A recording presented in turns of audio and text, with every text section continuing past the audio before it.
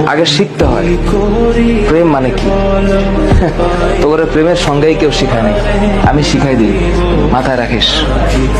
প্রেম শব্দের মানে হচ্ছে, এটা এখনকার মানুষ এটা শুনলে কেমন জানি ভিতরে একটা আউলা বাতাস লাগে। প্রেম শব্দের মানে হচ্ছে যত্ন। কেউ তোদের বলেছে? আজকে আমি বলে দিলাম, যার যত প্রেম তার যত্ন তত বেশি। আর এর সাথে আর একটা টুকুর করে একটা শব্দ মাঝখানে লাগিয়ে দিলেই খেলাটা অন্যভাবে ঘুরে যাবে। এই যত্নের নিঃশেষে আরেকটা শব্দ আছে দায়িত্ব, আর যত্নের ডান পাশে আরেকটা শব্দ আছে শ্রদ্ধা।